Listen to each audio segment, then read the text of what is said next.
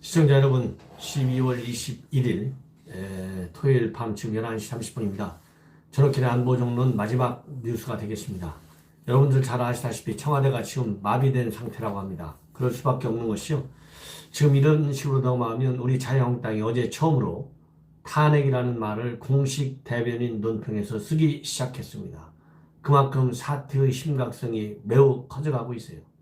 이렇게 사태의 심각성이 커져가고 있는 이유 중에 하나는 온통 몸통이 청와대로 향하고 있다고 하는 데 대해서 우리 애국 시민들은 뜻을 같이 하고 있습니다.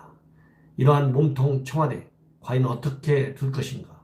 이런 것은 우리가 가슴으로 머리로 판단하는 게 아니라 이제는 검찰의 수사를 통해서만 이제 확인이 가능하다. 그리고 이러한 검찰의 수사는 흔히 얘기하잖아요. 고삐 불빌린 망아지. 검찰 수사는 법과 원칙에 따라서 상당한 속도를 내면서 지금 진도를 내고 있습니다. 이러다 보니까 검찰이 칼날 대통령의 실세들까지 지금 이미 향하고 있어요. 이미 여러 차례 김경수, 천경득, 백원우 전부 검찰의 조사를 받았지 않습니까? 이 사람들이 누굽니까? 진문 중에 진문, 친문 중에 친문. 대통령의 최측근 유재수 마찬가지.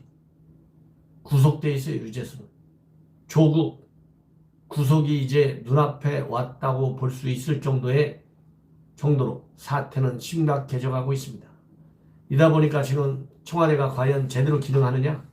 기능이 안 되고 있다. 이런 언론 보도가 지금 나오고 있습니다. 그 이유는 여러 가지 지금 대여섯 가지로 압축되는데요. 가장 첫 번째 시발점이 조국 사태입니다.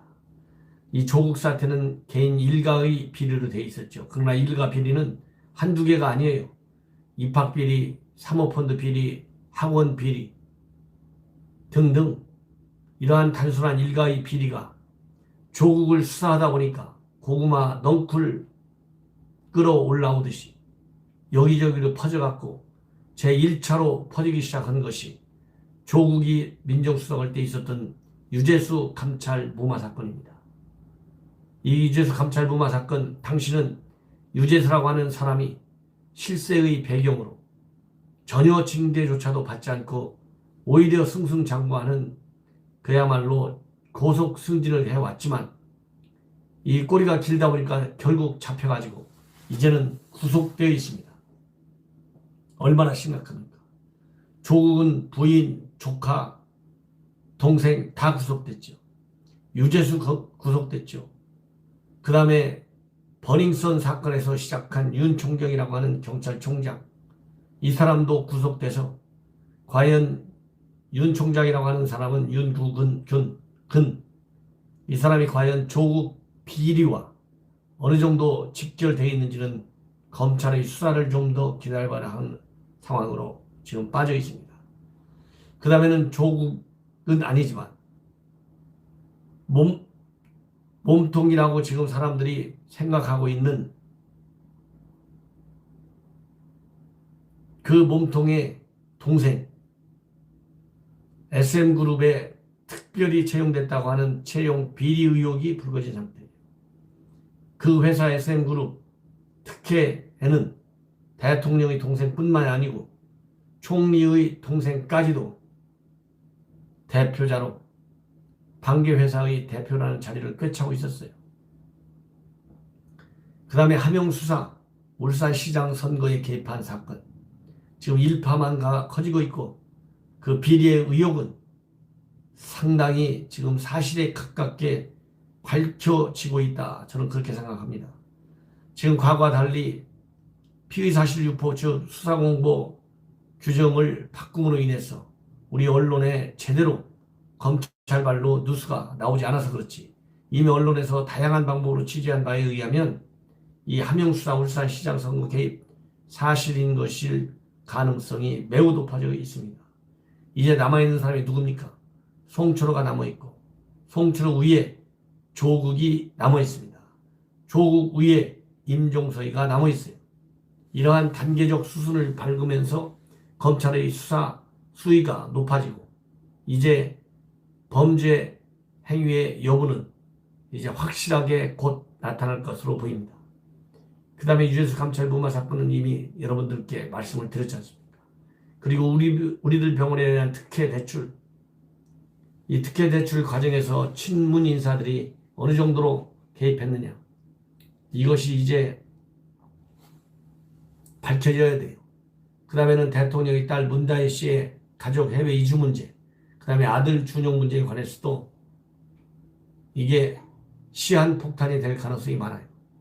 이러한 매우 긴박하고 예민한 사건과 관련해서 청와대는 자기네가 딱 필요하다고 생각할 때는 해명을 합니다.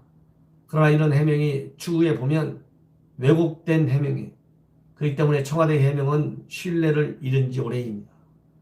그리고 청와대의 이런 민감 문제를 물어보면 검찰이 수사 중인 사안이라서 대답하기가 어렵다. 아니면 법적으로 아무 문제가 없다. 사실이 아니다. 이런 식으로 일관해오고 중요한 경우에는 해명한다고 하면서 그 해명이 거짓 해명인 것으로 드러나는 매우 위험스러운 상황에 빠져 있습니다. 이러다 보니까 청와대 민정수석실은 지금 현재 사실상 기능이 정지된 상태라고 하는 보도가 나오고 있어요. 그럴 수밖에 없잖아요. 민정수석실 조국이 떠나간 이후 전부 다 수사선상에 올라가 있는 것 아니겠습니까? 그러니 다 일손이 손에 잡히지 않고 사실상의 기능은 올수업 상태다라고 하는 언론의 보도를 저는 신뢰합니다.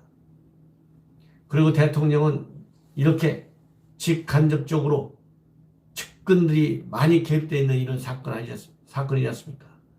이러한 사건 플러스 알파에서 국회에서는 밀어붙이려던 공수처법과 선거법 지금 진퇴양난에 빠져 있어요. 특히 자유한국당에서 비례한국당이라고 하는 신의 한 수를 내던진 이후에 완전히 청와대와 여권은 비몽사몽 뇌사 상태에 빠질 정도로 충격을 느꼈다고 합니다. 이렇게 되니 정말 이 나라는 어떻게 되겠습니까? 컨트롤 타워인 청와대가 국민으로부터 신뢰를 얻고 오로지 대통령만 모시는 데 집중하다 보니까 국정의 구석구석이 펑크가 크게 나 있는 상태입니다. 이렇게 연동형 비례대표제와 관련해서 비례한국당이라고 하는 묘안이 나오니까 이제는 청와대 문재인 대통령은 잠을 잘 수 없을 것이다. 홍준표 전 대표가 그렇게 진단했습니다. 자, 그렇다고 한다면 내우외환에 완전히 시달리고 있는 것이 청와대입니다. 이렇게 국내 법률 문제와 관련된 소환 집중적인 대상들이 다 민정수석실에서 나오고 있어요. 그리고 외채에 해당되는 청와대 국가안보실은 미국에게, 북한에게 버림받은 카드가 되어 있습니다. 북한은 이미 오래전부터 대화 상대로 인정하지 않는다, 이렇게 입장을 발표했고, 미국에서는 북한에 대해서뿐만 아니라 현 정권에 대해서도 미국의 최대한의 압박 정책에 호흡을 맞춰라, 이런 역설적인 지금 압박 프레셔를 받고 있을 거라고 저는 확신합니다. 그러다 보니까 그야말로 내년 총선이라고 하는 대회전을 앞두고 청와대가 흔들흔들 하고 있다. 갈팡질팡하고 있다. 이런 것을 벗어나기 위해서는 정공법입니다. 사실대로 발표하고 국민의 용서를 구하십시오. 그리고 사안에 따라서 재발 방지 약속이 필요한 경우 반드시 재발하지 않도록 모든 노력을 다하겠다고 하는 양심 선언을 하십시오. 그 길 이외에는 현 청와대가 달리 손을 쓸 방법이 없다.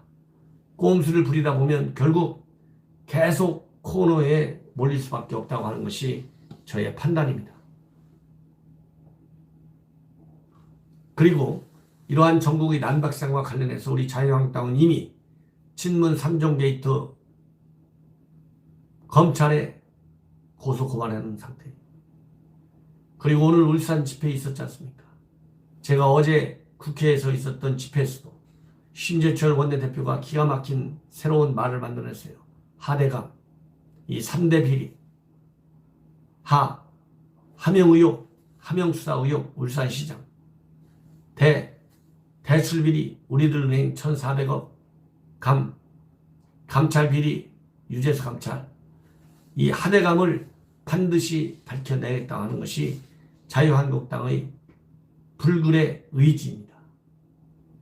그리고 오늘 또 새로운 신조어를 신재철 원내대표가 울산 현지에서 공개했어요.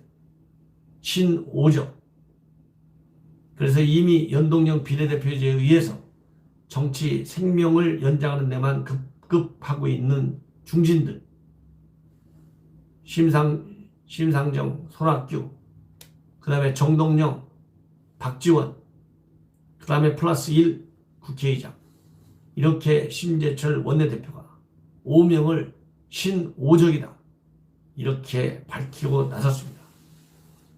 여러분들 탄핵 때 오적이니 칠적이니 이런 말이 있었죠. 그런 것처럼 오늘 신재철 원내대표가 울산시장 선거 개입과 관련한 규탄 대회를 울산에서 열었는데요. 이렇게 4대강, 하대강, 그 다음에 신오적 이런 용어를 통해서 우리 애국 시민들이 이해하기 쉽게 현 상황을 말이죠. 중요 그 인물들 전부 쉽게 여러분들께서도 이제 누가 어느 죄목에 해당되는 범죄를 저질렀는지 검찰 수사가 말해준다. 그 검찰 수사는 어느 누구도 막을 길이 없다. 이것이 제 말씀입니다. 불행스러운 것은 청와대가 모든 국정의 컨트롤 타워이지 않습니까? 이 컨트롤 타워가 비록 야당 손에, 여당, 민주당 좌파 손에 넘어가 있는 현재의 현실을 하더라도 우리 대한민국 국민이 국민답게 살기 위해서는, 그리고 대한민국이 대한민국답게 국제사회에서 평가받기 위해서는 정신을 바짝 차리도록 들을 횟쪽이 있으면 채찍으로 강하게 채찍을 들고, 또 용서해 줄 거 있으면 우리 애국 시민들이 용서해 주고, 그러나 현재 사안이 워낙 중대하기 때문에 용서받을 길은 단 하나도 없다. 간단 없는 검찰의 수사를 촉구하고 우리 애국 시민들은 하나가 돼서 이러한 투쟁에 적극 나서야 되겠다. 이런 말씀을 드리고 싶습니다. 이것으로 오늘 밤 뉴스를 마치겠습니다. 내일 아침 일찍 여러분들 다시 좋은 뉴스거리로 모시겠습니다. 대단히 감사합니다.